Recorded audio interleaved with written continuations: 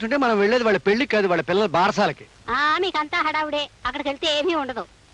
ఏముంటుందో వెళ్ళే కానీ తెలియదు. నువ్వు ఇలాగే డీటెయిల్స్ మిస్ అవుతావు. ఎవర్రా అమ్మాయి? మీ అందరి అనుమానాలకి కారణమైన లక్ష్మి ఈవిడేనమ్మా. అంటే మా అనుమానం నిజం చేద్దామని సరాసరి ఇంటికే తీసుకొచ్చావా? కాదమ్మా, లక్ష్మికి తండ్రి ఎవరన్నది ఓ చిదంబరహస్యంగా ఉండిపోబట్టే మీ అందరికీ నా మీద అనుమానం కలిగింది. చెప్పు నాన్న, లక్ష్మికి తండ్రి ఎవరు? ఆ డీటెయిల్స్ అన్ని ఇప్పుడు చెప్పలేనురా. మీ అత్తారింటికి పెళ్లికి వెళ్తున్నాను, తిరిగి వచ్చే వివరాలన్నీ చెప్తాను. ఎవరిది పెళ్లి? మీ మామగారి బావమరిది రాజశేఖరానికి. రాజశేఖరానికా? రాజశేఖరం అంటే ఏ ఊళ్ళో పనిచేసేవాడు? ఆ వివరాలు నాకేం తెలీదు. ఎక్కడో మెడికల్ రిప్రజెంటేటివ్ గా పనిచేస్తున్నట్ట ఆ శుభలేఖలో రాశారు. కాబోయే దంపతుల ఫోటోలు కూడా అందులో వేశారు, కావాలంటే చూసుకో. ఓహో, ఇతగాడు మళ్ళీ పెళ్లి చేసుకుంటున్నాడా? మళ్ళీ పెళ్ళేమిట్రా? లక్ష్మిని ప్రేమించానని, ఈవిడ గర్భవతయిందని తెలిసిన మరుక్షణం నీకు నాకు ఏ సంబంధము లేదని దబాయించాడు. లక్ష్మి తరపున నేను వెళ్ళి అడిగితే తండ్రి ఎవరో తెలియని అమ్మాయి నేను పెళ్లి చేసుకోను అంటూ నా మాట తిరస్కరించాడు. నాన్న, లక్ష్మికి తండ్రి ఎవరో తెలియవలసిన అవసరం ఇప్పుడైనా ఉందంటావా? తండ్రి ఎవరో తెలియని కారణంగా ఈ అభాగ్యురాలు ఎంత నష్టపోతుందో ఆలోచించావా? ఆలోచించాను. 25 ఏళ్లుగా నా గుండెల్లో దాచుకున్న రహస్యాలు ఇవాళ బయట పెట్టక తప్పదని ఆలోచించాను. నేను చెప్పే నిజాలు ఒక ఆడపిల్ల జీవితాన్ని కాపాడుతాయని ఆలోచించాను, కాపాడాలని ఆలోచించాను. అమ్మా లక్ష్మి, వీడెన్నిసార్లు అడిగినా నా పెద్దరికం వ్యక్తిత్వం దెబ్బతింటుందని నీ తండ్రిని గురించి నిజాలను దాచాను. మీ అమ్మకి చేసిన అన్యాయానికి లోపల ఎంత కూలిపోతున్నానో వీళ్ళకెవరికి తెలియదమ్మా. ఏమిటండి మీరనేది?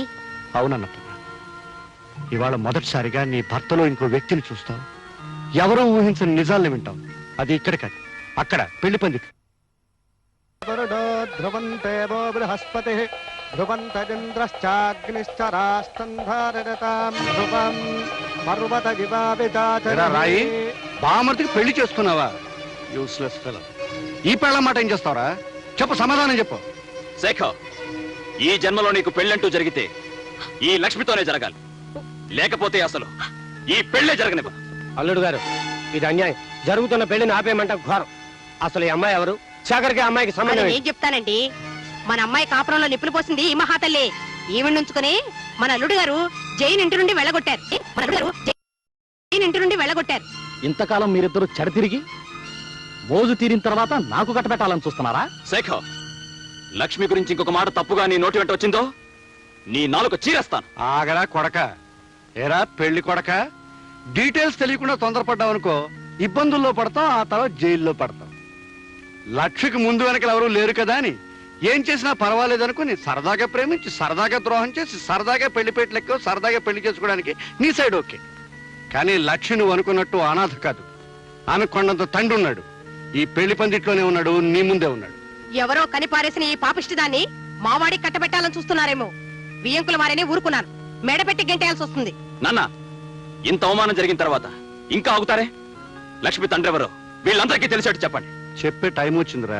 రే రాయ్, ఇలా రా. జానకమ్మకు చేసిన ద్రోహం నువ్వు చెప్తావా, నన్ను చెప్పమన్నావా? అయ్య బాబు, ఏమిట్రా నువ్వు అనేది? ఇంతకాలం నీకు ఒక్కరే కూతురు అనుకుంటున్నావు కదూ? కాదు, నీకు 2 కూతురు. ఈ లక్ష్మి రాయపురాజు కూతురు. ఏమిటి, నా భర్తకు మరో కూతురా? నేను నమ్మను. నువ్వు నమ్మనంత మాత్రాన్ని నిజాలు మారవమ్మా. ఇది నిజం, ముమ్మాటికి నిజం. మీ గురించి ఈ ప్రపంచానికే తెలుసు. మీ పాపాన్ని నా భర్త గంటగట్టాలని చూస్తున్నారా? మీ అందరికీ తెలిసిన నా పాపాల పరంపరలో మరో పాపం చేరిన తప్పు లేదనుకుని ఇన్నేళ్లు ఈ అపకీర్తిని భరిస్తూ వచ్చానమ్మా. నా కన్న కొడుకు, భార్య, చుట్టుపక్కల ప్రపంచం నన్ను చిన్న చూపు చూస్తున్నా అలవాటైన చిరునవ్వుని, అలవాటు చేసుకున్న అబద్ధాన్ని ఈ అమ్మాయి ఒక్క విషయంలోనే నటిస్తూ వచ్చాను. వాడు అనుకోకుండా చేసిన తప్పుని నేను తెలిసి కప్పిపుచ్చాలని ప్రయత్నించాను. కానీ ఇవాళ లక్ష్మికి ద్రోహం జరుగుతుంటే సహించలేకపోయాను. ఆ అమ్మాయికి న్యాయమో అన్యాయమో ఈ పెళ్లి పందిట్లో ఇక్కడే జరగాలి. నేను నమ్మను. ఏమండి, మీకు ఈ లక్ష్మికి ఏ సంబంధం లేదని చెప్పండి. ఆయన చెప్పిందంత అబద్ధం అని చెప్పండి. కాదు, ఈ లక్ష్మి జానక్ కన్న బిడ్డ అయితే లక్ష్మికి తండ్రిని నేను.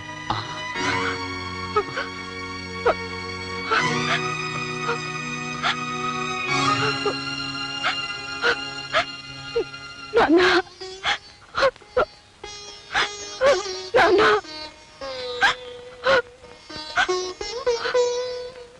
అమ్మ లక్ష్మి, నేనే నీ తండ్రినమ్మా. నీ జన్మకు బాధ్యుండే, నీ జీవితానికి బాధ్యత వహించే ధైర్యం లేక పారిపోయిన పిరికివాణ్ణమ్మా. నన్ను క్షమించు.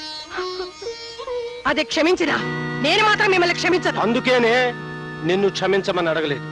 ఈ మోసం మొత్తానికి కారణం నువ్వు. ప్రతి క్షణం సూత్రాలని అనుమానాలని నన్ను వేధించుకు తినే నీ నుంచి దూరంగా పారిపోవడం కోసమే జానకి దగ్గరయ్యాను. జానకి గర్భవతిని తెలిసి కూడా నీకు భయపడే వీడి సహాయం కోరాను. వీడికి నేను చేసిన సహాయం ఒక ఆడదాన్ని మోసం చేయడం. అన్నపూర్ణ, 1952, 53, 54లో ఒక ఆడదాన్ని మోసం చేశాను చెప్పానే, అది ఇదే. ఒక ప్రాణమిత్రుడికి సహాయం చేయడం కోసం ఆ జానకమ్మ జీవితంలో తీరని కల్లోలం రేపాను. ఆ రోజు ఇప్పటికీ మర్చిపోలేను. నేను నమ్మను. నన్ను ఆయన దూరం చేసుకోవాలనుకున్నారా? దూరం చేసుకునే తెలివితేటలే ఉంటే ఇంత దూరం వచ్చేవాడే కాదు. అంటే ఓ ఆడపిల్ల జీవితాన్ని పాడు చేయాలని ఈ ఆలోచన మీదన్నమాట. ఓ మిత్రుడికి సహాయం చేసే ఆరాటం అంటే సరిపోతుంది. ఏమిటండి నేను ఆయనకి చేసిన ద్రోహం? పెళ్లి చేసుకోవాలనుకోవడమా? పెళ్ళైన మగాడిని పెళ్లి చేసుకోబోవడం, బిడ్డల తండ్రికి బిడ్డని కనబోవడం. ఏమిటి ఆయనకి ఇదివరకే? ఆ ప్రశ్నని ఇంత ఆలస్యంగా అతన్ని కాక మరొకరిని అడగవలసి రావడం, అది నువ్వు చేసిన నేరం. నన్నింత మోసం చేస్తారనుకోలేదు. వాడింత మోసపోతాడని నేను కూడా అనుకోలేదు. నువ్వు అతను మేలు కోరిన మనిషివైతే, వాడి పరువు నిలపాలన్న మనసున్నదానివైతే తక్షణం ఇక్కడి నుంచి వెళ్ళిపోవాలి.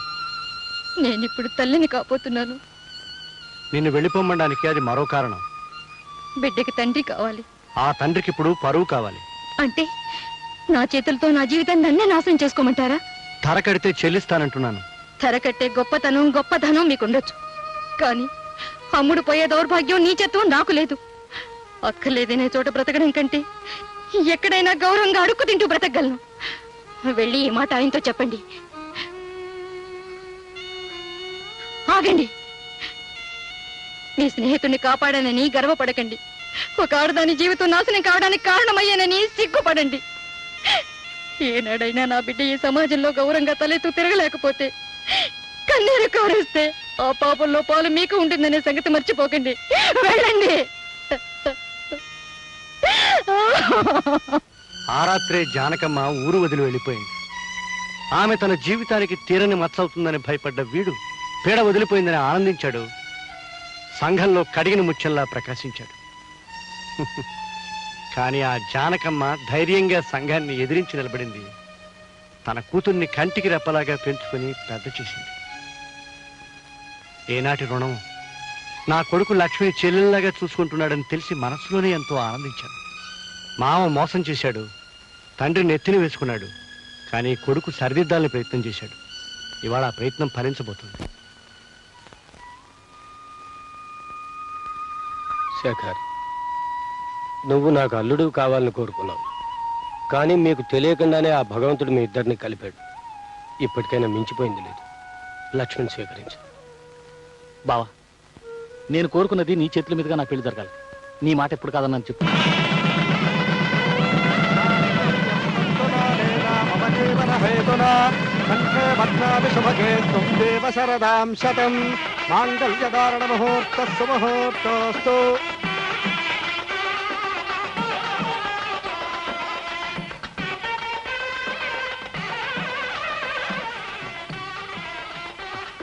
లక్ష్మి, నీ జీవితం ఒడ్డుకు చేరే వరకు నీకండగా ఉంటానన్నాను. అయిపోయింది. నా బాధ్యత తీరిపోయింది. ఆనందంగా నూరేళ్ళు వర్ధిల్లు. వస్తాను. పదండి నాన్న, వెళ్ళిపోదాం. ఒక్క నిమిషం. అమ్మా జయ, నీ భర్తని కాదని నీ ఇంటికి వచ్చేసావు, చాలా సంతోషం. కానీ ఆ ఇంట్లో నీ వస్తువు ఒకటి మర్చిపోయావమ్మా. తీసుకో అమ్మా, మరెవరికైనా ఉపయోగపడవచ్చు. వస్తానమ్మా.